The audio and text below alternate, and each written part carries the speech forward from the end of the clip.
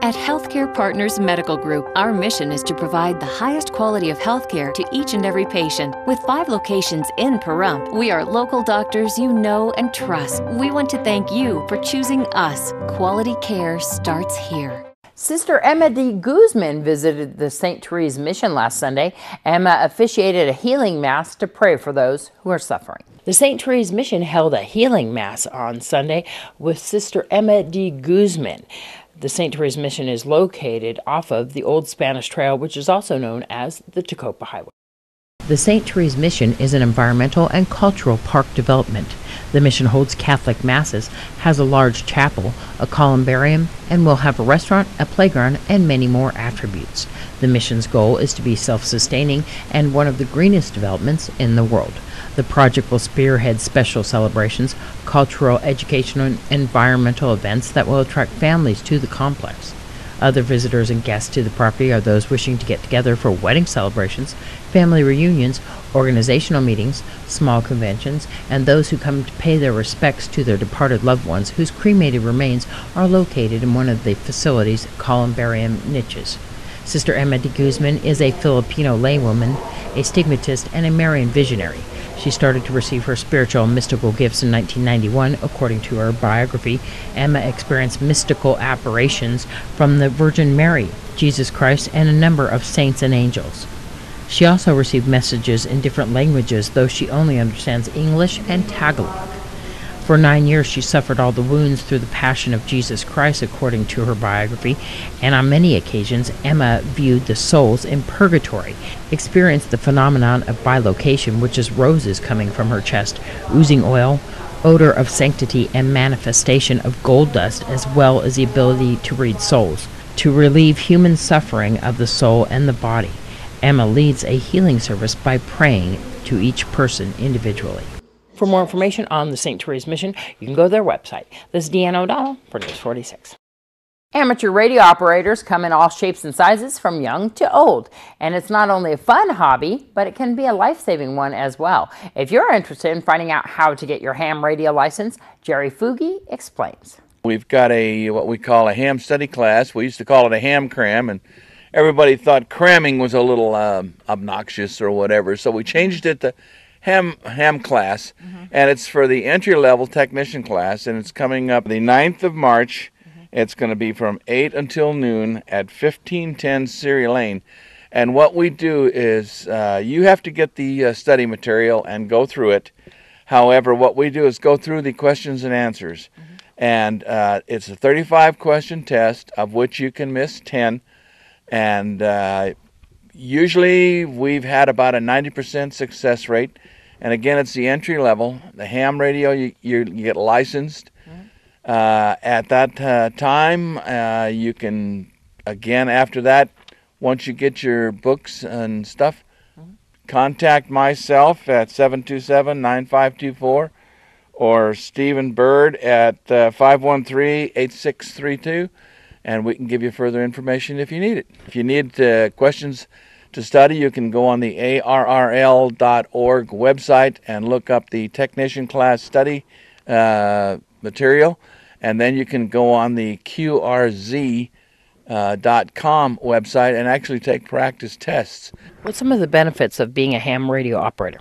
Well, some of the benefits depend. It's one of the hobbies that you can get into where you can spend the least amount of money or as much money as you can afford.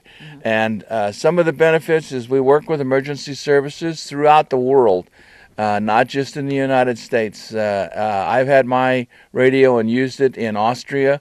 You can talk around the world. You can be as helpful. They have hurricane nets. Salvation Army has a network.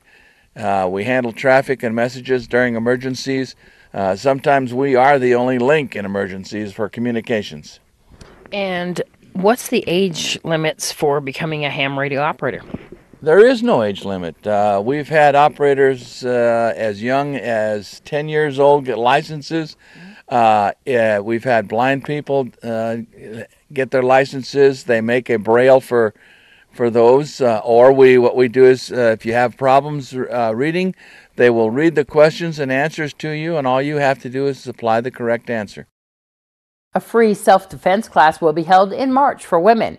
We spoke to Captain Bill Beck from the Nye County Sheriff's Office, who helps teach the 2-day course. The women's self-defense class, it's been going now for, I think it's been like 8 or 9 years now. We started it back up. You understand, historically it goes back into the 90s. Yeah.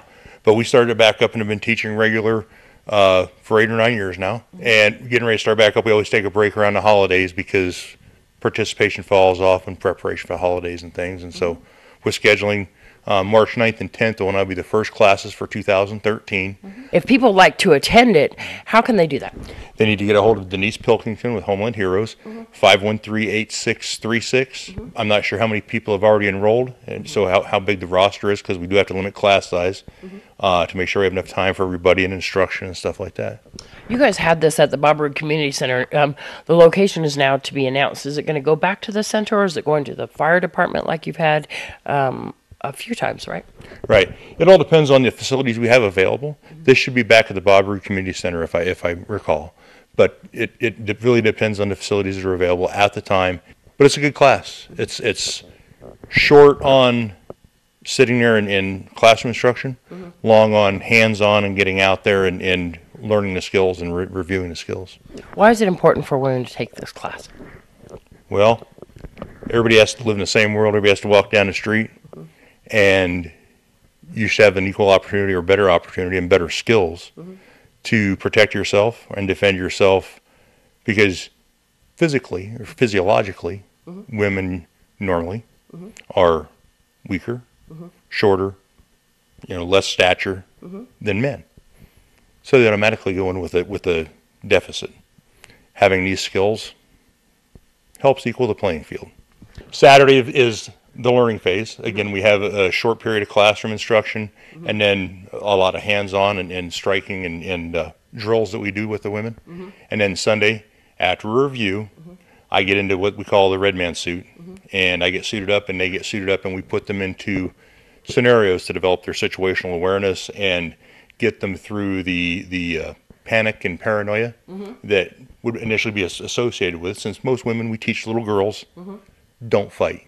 Be little girls, be cute little girls, right? Don't fight. We teach them it's okay to fight, and we give them the basic skills to help out. Is it required to attend both days of the classes? It is, only in the fact of if you want to get the full thing, you have to attend both days. But at the same time, obviously, it's not like you're held accountable or anything like that. You don't have to participate in the scenario training. What ages are recommended for this class? We like to see them anywhere between 15 and 16 if their parents are going to attend. Okay. Otherwise, 17-year-olds if their parents will sign off on the waiver, and then we've had all the way up to 91-year-old females take it. It's fantastic. Yeah. The best part about this is that it is free, isn't it? Yep. Doesn't cost a dime. You can come back as much as you want. We've had a lot of women that have come back 7 and 8 times. When we come back from this break, much more local news.